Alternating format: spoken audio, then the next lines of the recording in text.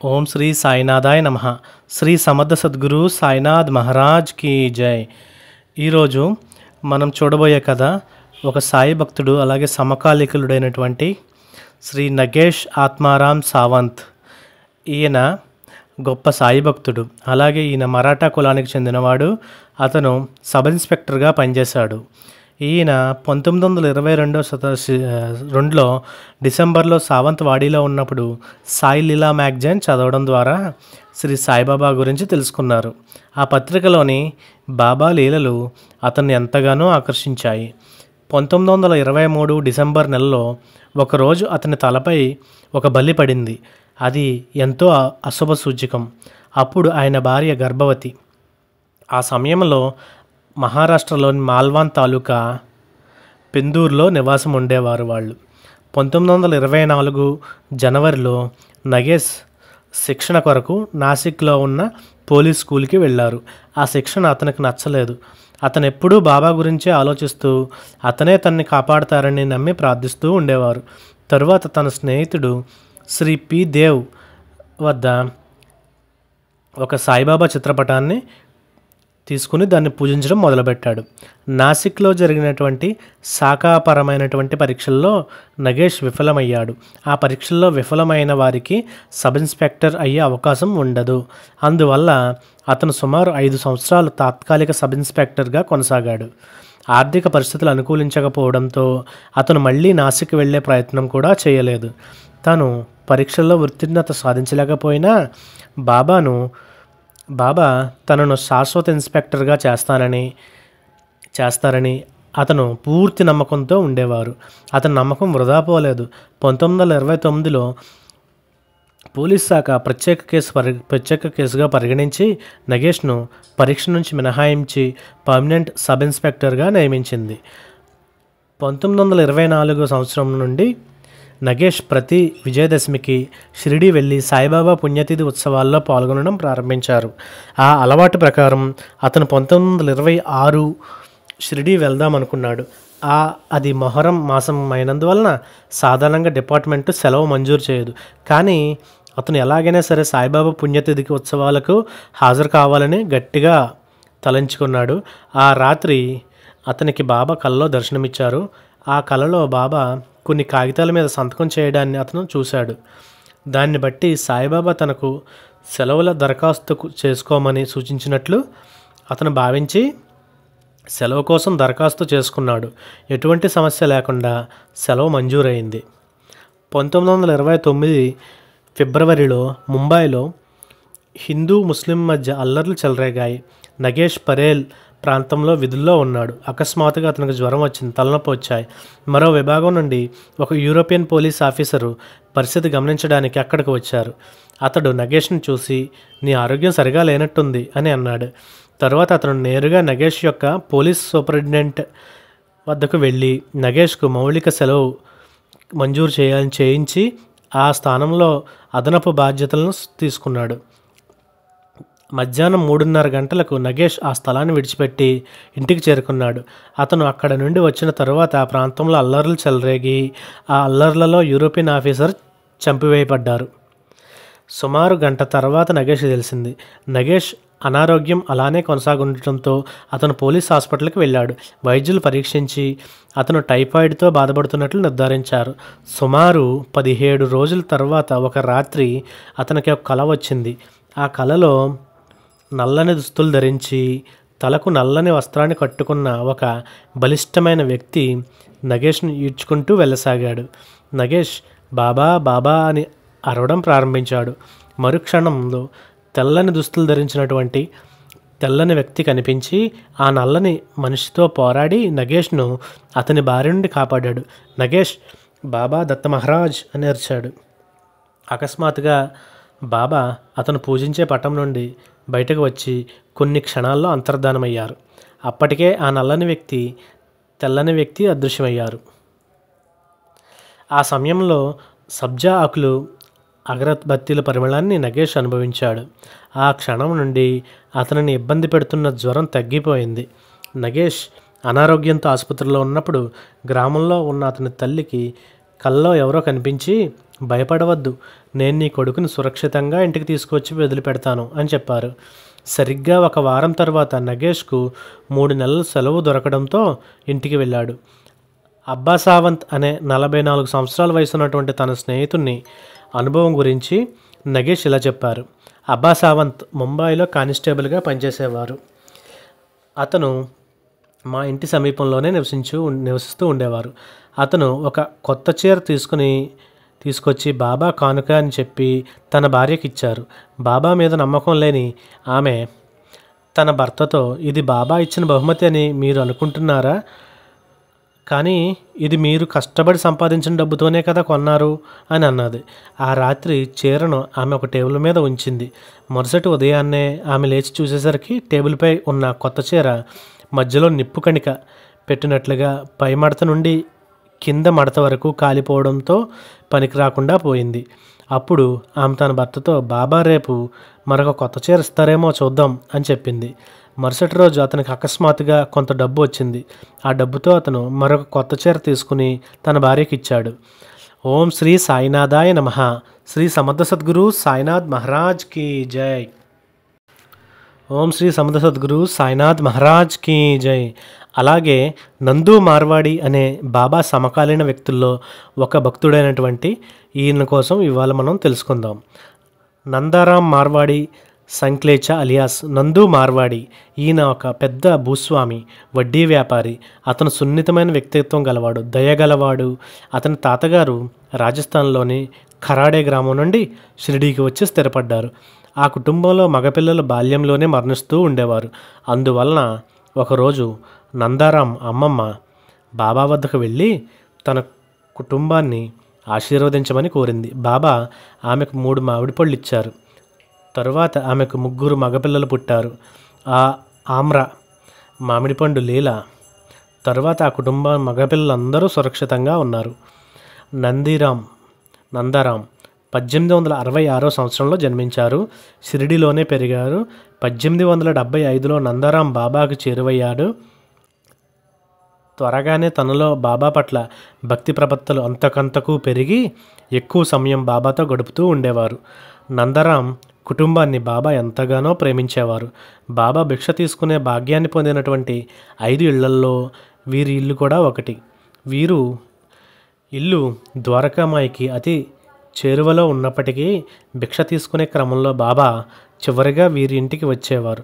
నందారాం భార్య రాధాబాయిని బాబా ఓ బోపిడి బాయి భిక్షాదే అని పిలిచేవారు. ఆమె భిక్ష ఇవ్వడంలో ఆలస్యం చేస్తే బాబా ఆమెను తిడుతూ ద్వారకామాయికి తిరిగి వెళ్ళిపోయేవారు. ఆమెకు బాబా పట్ల పూర్తి భక్తి విశ్వాసాలు ఉండేవి. బాబా తిట్లు మరో రూపంలో ఉన్న ఆశీస్సులని ఆమెకు బాగా తెలుసు. అప్పుడప్పుడు బాబా ఆమెతో పూరన్ పోళీలు చేయమని, భోజనం పెట్టమని అడిగేవారు. ఆమె అన్నీ తయారు చేసి పళ్ళెంలో వడ్డించి ద్వారకామాయికి తీసుకుని వెళ్ళేది. బాబా చాలా కొద్దిగా తిని మిగతా ఆహారాన్ని అందరికీ పంచిపెట్టేవారు. ప్రతి దీపావళికి ఆమె 5 గజాల తెల్లని కాటన్ వస్త్రాన్ని తీసుకుని బాబా కోసం కఫ్నీ కుట్టి ఆయనకు సమర్పించేది. బాబా దానిని చాలా ఆనందంతో వెంటనే దాన్ని ధరించేవారు.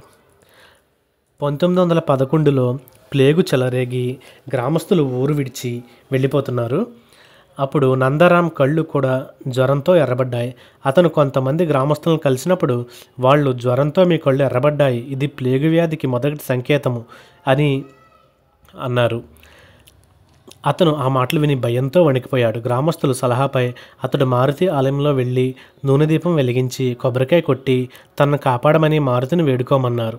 తరువాత షిరిడీ విడిచి రహతాకు సమీపంలో ఉన్నటువంటి ఎక్రూకా గ్రామానికి వెళ్ళడం అతన్ని మంచిదనిపించి గుర్రం తీసుకుని బాబా అనుమతికి ద్వారకామాయి వెళ్ళాడు. బాబా అతనితో, నేను ఉన్నంత వరకు నిన్ను చావనివ్వను అని ఊది ఇచ్చారు. వెంటనే అతని జ్వరం తగ్గిపోయింది. మరొకసారి ఒక భయంకరమైనటువంటి అంటువ్యాధి గ్రామంలో ప్రబలింది. ఆ సమయంలో చక్కెర తీసుకోరాదని నమ్ముతారు. చక్కెర తీసుకున్న వాళ్ళు తీవ్ర అనారోగ్యంతో బాధపడతారు. కొందరు ప్రాణాలు కోల్పోయారు. నందరాం కూడా ఆ వ్యాధి బారిన పడ్డాడు. వ్యాధి యొక్క మొదటి సంకేతాన్ని గమనించిన వెంటనే అతను నేరుగా ద్వారకామాయికి వెళ్ళి బాబా పాదాలను ఆశ్రయించారు. బాబా తమ జేబులోంచి ఒక చక్కెర ప్యాకెట్ తీసి అతనికి ఇచ్చారు. బాబాపై అపారమైనటువంటి నమ్మకంతో అతను ఆ చక్కెరను ఒకేసారి తినేశాడు. మరుక్షణం అతను కోలుకున్నాడు. నందరాం స్వీకరించడంలో కంటే ఇవ్వడంలో, మంచి చేయడంలో నమ్మకం కలిగి ఉండేవాడు. అతను చేసిన ఉత్తమమైన పని ఏమిటంటే బూటీవాడాకు ద్వారకామాయికి మధ్యనున్న భూమిని సాయిబాబా కోసం దానం చేయడం. ఈ పని దాము అన్న చేతుల మీదుగా జరిగింది. తరువాత ఈ స్థలంలోనే సమాధి మందిరం పొడిగింపు జరిగింది. అతను మారుతి, గణేష మందిరాలను మరమ్మతులు చేయించి నేల మీద బండలు పరిపించారు. నందరాం 1946లో అక్టోబర్ 13న మరణించారు. ఆయన దాతృత్వాన్ని, సాంఘిక కార్యకలాపాలను అతని వారసులు కొనసాగిస్తున్నారు. అప్పట్లో నందరాం ఇల్లు ఉన్నటువంటి స్థలంలో ఇప్పుడు ఒక వాణిజ్య సముదాయం ఉంది. ద్వారకామాయి ఎదురుగా ఉన్న ఆ భవనాన్ని, దానిపై నందు మార్వాడి అన్న పేరును భక్తులు గమనించగలరు. ఓం శ్రీ సాయినాథాయ నమః. ఈ వివరాలన్నీ మనకు నందరాం మనవడైనటువంటి దిలీప్ సంక్లేచ ఆయన మనతో పంచుకున్నారు. ఓం శ్రీ సాయినాథాయ నమః. శ్రీ సమర్థ సద్గురు సాయినాథ్ మహారాజ్ కి జై. ఓం శ్రీ సాయినాథాయ నమః. శ్రీ సమర్థ సద్గురు సాయినాథ్ మహారాజ్ కి జై. అలాగే ఈరోజు మనం చూసే కథ సాయిబాబాకు అతి సమీపంలో గల అగ్రగణ్యుల్లో ఒక బాబా భక్తుల్లో అగ్రగణ్యులుగా ఉన్న శ్రీ నారాయణ్ గోవింద్ చందోర్కర్, అలాగే ఉరఫ్ నానాసాహెబ్ చందోర్కర్ గురించి మనం తెలుసుకుందాం. శ్రీ సాయిబాబా శరీరులుగా ఉండగా వారిని ప్రత్యక్షంగా దర్శించి సేవించుకున్నటువంటి భక్తుల్లో అగ్రగణ్యుడు శ్రీ నారాయణ్ గోవింద్ చందోర్కర్ ఉరఫ్ నానాసాహెబ్ చందోర్కర్.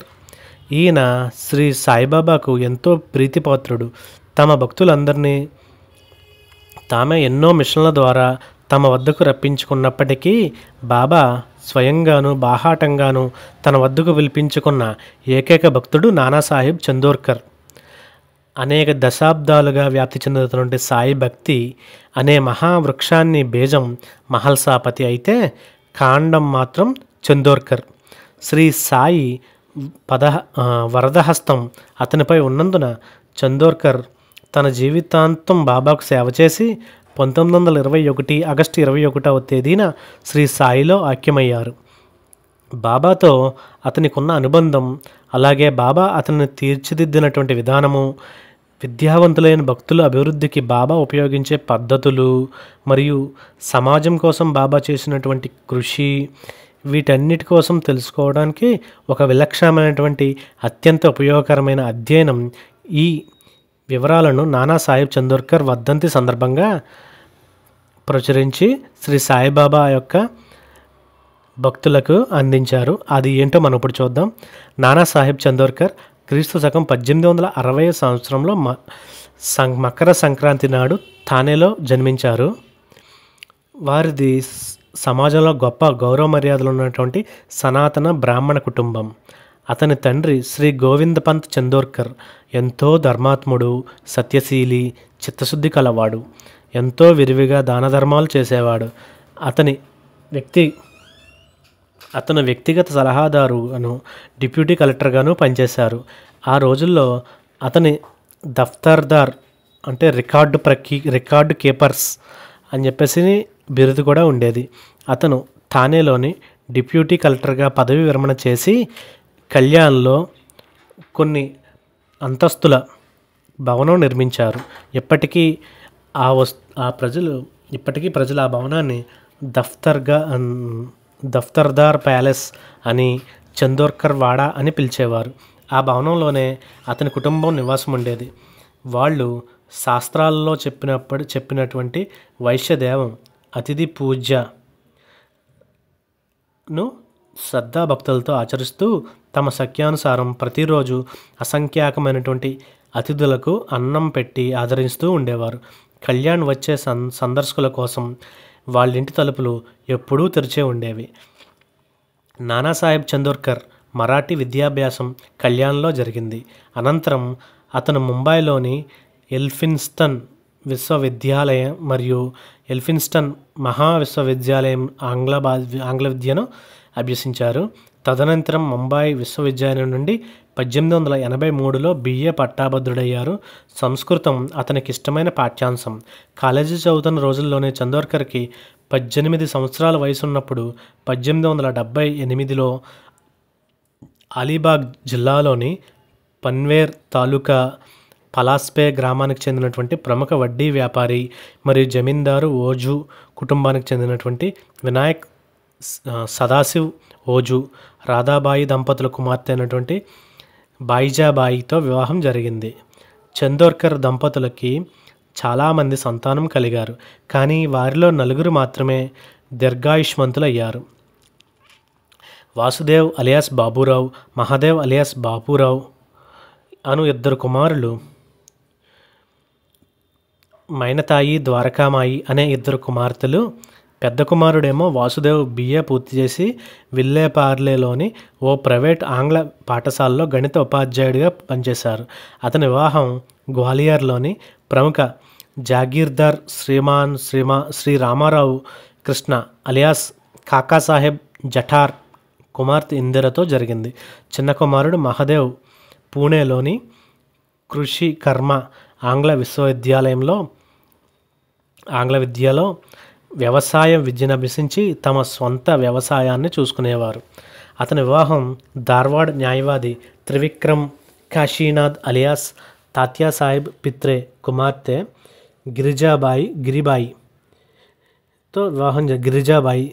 వివాహం జరిగింది. నానా సాహెబ్ యొక్క పెద్ద కుమార్తె మైనతాయి వివాహం పూణేకి చెందినటువంటి శ్రీ క్లూవేకర్తోనూ, చిన్న కుమార్తె అయినటువంటి ద్వారకామాయి ఆమె యొక్క వివాహం సతార్కు చెందినటువంటి శ్రీ పెందార్కర్తోనూ జరిగింది. నానాసాహెబ్ చందోర్కర్ BA పట్టభద్రుడైన తర్వాత మొదట సంగమనేరులోనికి మమల్తదారు కార్యాలయంలో క్లర్క్గా నియమితుడయ్యారు. కొంతకాలానికి 1890లో అహ్మద్నగర్ జిల్లాలోని కోపర్గావ్లో జిల్లా కలెక్టర్కు గాను, అలాగే 1893లో పూణే జిల్లాలోని మేడ్ నది తాలూకా మమల్తదారుగాను నియమితులయ్యారు. తదుపరి 1894లో అహ్మద్నగర్ జిల్లా కలెక్టర్ వద్ద చిట్నీస్గా తిరిగి నియమితులై 1901 వరకు అక్కడే కొనసాగారు. తర్వాత 1902 జామ్నేర్ తాలూకా మమల్తదారుగా నియమితులయ్యారు. ఆ తర్వాత అతని నందూర్ బార్ 1905, అలాగే పండరీపురం 1906 మొదలైన ప్రదేశాలకు బదిలీ అయ్యింది. 1908లో అతని జిల్లా డిప్యూటీ కలెక్టర్గా పూణేకు బదిలీ అయ్యింది. చివరికి 1915లో జిల్లా డిప్యూటీ కలెక్టర్గా అతను పదవి విరమణ చేశారు. నానాసాహెబ్ కోపర్గావ్లో హెడ్ గుమస్తాగా ఉన్నప్పుడు అతని చిన్న బిడ్డ అనారోగ్యం పాలయ్యాడు. ఆ సమయంలో అక్కడ ఆసుపత్రి లేకపోవడంతో సకాలంలో వైద్యం అందక ఆ బిడ్డ మృతి చెందారు. ఈ దుర్ఘటనలో నానాసాహెబ్ అతని ప్రజలు మందుల కొరతతో చాలా అవస్థలు పడుతున్నారని గ్రహించి తన సొంత వ్యయంతో 1890లో కోపర్గావ్లో ఒక వైద్యశాలను ప్రారంభించి 18 సంవత్సరాల పాటు నిర్వహించిన తర్వాత దాన్ని ప్రభుత్వానికి అప్పగించారు. ఒక మంచి హిందువుల చందోర్కర్ చక్కటి ప్రవర్తనను, మంచి స్వభావాన్ని, ఆధ్యాత్మిక చింతనను కలిగి ఉండేవారు. చందోర్కర్ BA చదువుతున్నప్పుడు తత్వశాస్త్రాన్ని ప్రత్యేక పాఠ్యాంశంగా తీసుకుని అందులో భాగంగా శంకర భాష్యంతో కూడినటువంటి భగవద్గీతను శ్రద్ధగా అధ్యయనం చేశారు.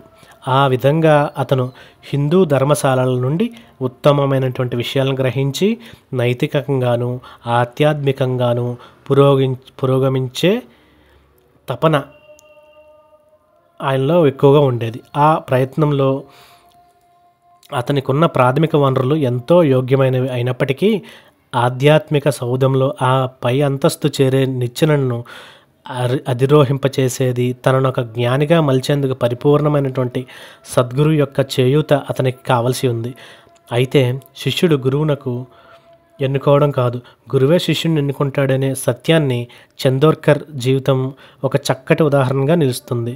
చందోర్కర్కి తన పూర్వజన్మల గురించి ఏమీ తెలియదు, కానీ అతని గురువు అయినటువంటి శ్రీ సాయిబాబా జ్ఞాన సంపన్నులు. భూత భవిష్యత్ వర్తమానాలు వారి మనోనేత్రం ముందు సాక్షాత్కరిస్తాయి. గత 4 జన్మలలో తన శిష్యుడైనటువంటి చందోర్కర్ తన జీవిత లక్ష్యాన్ని సాధించేందుకు శిష్యునిగా తమతో అనుబంధాన్ని కొనసాగించాలని, తద్వారా అతను మరింత ప్రయోజనాన్ని పొందుతాడని శ్రీ సాయి సంకల్పించారు. అందుచేత బాబానే స్వయంగా కబురు పెట్టి మరి అతన్ని తన చెంతకు రప్పించుకున్నారు. నిజానికి ఉన్నత స్థాయి వ్యక్తులపై బాబా ప్రత్యేక ఆదరణ ఏమీ ఉండేది కాదు. ఆయనకి అందరూ సమానమే. అయితే సాధారణ పరిస్థితుల్లో కూడా చందోర్కర్ తన జీవితంలో బాగా వెలుగొంది ఉండేవారేమో కానీ సద్గురు సాయి మార్గదర్శకత్వంలో అతను అతి శోభాయానంగా ప్రకాశించారు. బొంబే ప్రెసిడెన్సీ అంతటా గొప్ప విజయాలు సాధించిన మహోన్నత వ్యక్తిగా చందోర్కర్ కీర్తి గడించారు. అంతేకాదు శ్రీ బివి దేవ్ వంటి కొంతమంది ప్రముఖ సాయి భక్తులలో చందోర్కర్లను గురువుగా గౌరవించేవారు. సంతుల సమాగమనం. చందోర్కర్ తండ్రి గోవింద్ పంత్ తన సహచరుడైనటువంటి శ్రీ శంకర్రావు మహాజన్తో కలిసి థానే జిల్లా భీవండి తాలూకా కవాడ్ నివాసి శ్రీ సమర్థ సద్గురు సకారం మహారాజ్ వద్దకు వెళ్ళడం ప్రారంభించారు. శ్రీ సకారం మహారాజ్ అనుగ్రహం గోవింద్ పంత్పై ఉండేది. అతన్ని మహారాజ్ పట్ల అపారమైనటువంటి విశ్వాసము, అత్యంత భక్తి అందువలన తరచూ వారి దర్శనానికి వెళ్తూ హృదయపూర్వకంగా ఆ మహారాజ్ సేవ చేసుకుంటూ ఉండేవాడు. తండ్రి సంస్కారం హృదయపూర్వకంగా చందోర్కర్ కూడా వచ్చింది. చిన్నతనంలోనే తన తండ్రితో కలిసి కొన్నిసార్లు శ్రీ సకారం మహారాజ్ దర్శనానికి వెళ్ళాడు. అయితే చందోర్కర్ ఉద్యోగంలో చేరినప్పటి నుండి వారి దర్శనానికి వెళ్ళలేదు. అందుకు కారణం ఆంగ్ల విద్య ప్రభావం వలన గర్వాంధకారంతో నిండినటువంటి నాటి చదువులకున్న పట్టభద్రుల మనసులు సాధు సత్పురుషుల సాంగత్యం వైపు మొగ్గు చూపడం మానేశాయి. అదీకాక తన తండ్రి సాంగత్యంలో శ్రీ సకారం మహారాజ్తో తనకున్నటువంటి అనుభవం నానాసాహెబ్ మనస్సుపై శాశ్వత ప్రభావం ఎప్పుడూ చూపలేదు. అందువలన చందోర్కర్ తన తండ్రి వలె ఆ సత్పురుషుని దర్శించలేకపోయినప్పటికీ తరువాతి కాలంలో బాబానే స్వయంగా చందోర్కర్ని తన వైపుకు ఆకర్షించి అతని అంతఃకరణాన్ని పారిమార్థిక జీవితం వైపుకు మళ్లించడంలో తన తండ్రి సజీవులుగా ఉన్న కాలంలోనే 1892 నుండి తరచూ బాబా వద్దకు వెళ్ళడం ప్రారంభించారు చందోర్కర్. ఆ రోజుల్లో సంవత్సరానికి ఒకసారి ప్రాంతీయ అధికారి, జిల్లా అధికారుల ఆధ్వర్యంలో తాలూకాల జమాబందీ, ల్యాండ్ రెవెన్యూ సంబంధించిన సమస్యలు పరిష్కారం చేయడానికి నిలువ చేసే ఒక కార్యక్రమం నిర్వహించేవారు. 1892లో అహ్మద్ నగర్ జిల్లాలో కలెక్టర్కి చిట్నీస్గా చందోర్కర్ ఉన్నాడు. ఆ సంవత్సరంలో కోపర్గావ్ తాలూకా జమాబందీ అహ్మద్ నగర్లో జరిగింది. ఆ కార్యక్రమానికి కోపర్గావ్ తాలూకాలోని అన్ని గ్రామాల కులకర్ణిలు అంటే కర్ణాలు మన భాషలో హాజరు కావాల్సి ఉండగా షిరిడీ గ్రామకరణమైనటువంటి అప్పా కులకర్ణి మసీదుకి వెళ్ళి బాబాకు నమస్కరించి అహ్మద్ నగర్ వెళ్ళడానికి అనుమతి కోరారు. బాబా అతనికి తమ అనుమతినిస్తూ కలెక్టర్ సాహెబ్ చిట్నీస్ ఎవరు అని ఆరా తీశారు. నానాసాహెబ్ చందోర్కర్ అని బదులిచ్చాడు అప్పా కులకర్ణి. అప్పుడు బాబా అతనితో బాబా మిమ్మల్ని పిలుస్తున్నారని అతనితో చెప్పు అని చెప్పారు. అది విని అప్పా కులకర్ణి ఆశ్చర్యపోయి తనలో తాను అంత పెద్ద ఉద్యోగిని తన వంటి అతి సామాన్యుడు ఆహ్వానించడం ఏంటి, అలాగే పైగా కేవలం పేద భిక్షువులైనటువంటి సాయి ఫకీర్ రమ్మని పిలుస్తున్నారని నానాసాహెబ్తో చెప్పడం ఎలా అని అనుకున్నాడు.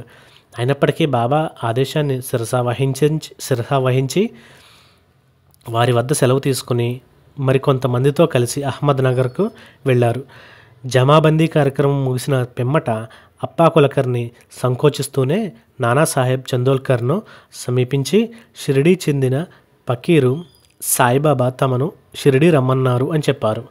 అది విని నానా ఆశ్చర్యపోతూ ఆ ఫకీర్తో నాకు ఇంత ముందున్నప్పుడు పరిచయం లేదు, అలాంటప్పుడు ఆయన నన్నెందుకు రమ్మన్నారు, బహుశా అతను షిరిడీ రమ్మని పిలవడంలో ఈ కరణం యొక్క స్వప్రయోజనం ఏదో ఉండి ఉంటుందని అనుకున్నారు. అంతేకాదు సాధువులు, పకీర్లు వంటి వారిని దర్శించడం అతనికి ఇష్టం లేదు. అలాంటి వారిని దివ్యశక్తులు ఏమీ ఉండవని, వాళ్ళు కేవలం వయోపాయాలతో, మాయోపాయాలతో, అలాగే అమాయక ప్రజలను ఆకర్షించి డబ్బు గుంజుతారని అతని నమ్మకం. అందుచేత అప్పా కులకర్ణి ఎంతగా అభ్యర్థించినప్పటికీ చందోల్కర్ నమ్మక నేను షిరిడీకి రాను అని చెప్పి అప్పా కులకర్ణిని పంపించేశాడు. అప్పా కులకర్ణి షిరిడీకి చేరి బాబాకు జరిగిందంతా చెప్పాడు. అప్పుడు బాబా అతనితో, మంచిది, నువ్వు మళ్ళీ వెళ్ళినప్పుడు ఇదే సందేశాన్ని నానాతో చెప్పు అని అన్నారు. బాబా ఆదేశానుసారం అప్పా కులకర్ణి మళ్ళీ నానాసాహెబ్ వద్దకు వెళ్ళినప్పుడు కూడా సంకోచిస్తూనే నానాతో బాబా ఆహ్వానాన్ని విన్నవించుకున్నాడు. నానా మునుపటిలాగే చెప్పి అతన్ని పంపేశారు. అప్పా కులకర్ణి తిరిగొచ్చి బాబాతో విషయం చెప్పాడు. బాబా అతనితో నానాను మళ్ళీ పిలవమన్నారు. అందుకు అతను సంకోచిస్తున్నప్పటికీ బాబా అతన్ని ఒత్తిడి చేశారు. దాంతో అప్పా కులకర్ణి బాబా యొక్క ఆహ్వానాన్ని చందోర్కర్కి మళ్ళీ వినవించాడు. అప్పుడు చందోర్కర్ అతనితో మాటిమాటికి అనవసరంగా సాయిబాబా పేరు ఎందుకు ఎత్తుతున్నావు? నీకు నా ద్వారా కావలసిన పనేదైనా ఉంటే నిర్భయంగా చెప్పవచ్చు కదా అని విసుక్కున్నాడు. అందుకు అతను నిజంగానే మీ బాబా మిమ్మల్ని పిలుస్తున్నారని చెప్పాడు. అప్పుడు చందోర్కర్ బాబా ఇన్నిసార్లు తనను షిరిడీ రమ్మని పిలుస్తున్నారంటే ఏదో కారణం ఉండే ఉంటుందని తలచి, సరే నేను షిరిడీ వస్తాను, అయితే వెంటనే రాలేను, వీలు చూసుకుని వస్తాను అని అప్పా కులకర్ణికి మాట ఇచ్చాడు. తరువాతి భాగం రేపటి కథలో చెప్పుకుందాం. సర్వేజన సుఖినో భవంతు. సమస్త సన్మంగళాది భవంతు. ఓం శ్రీ సాయిరామ్.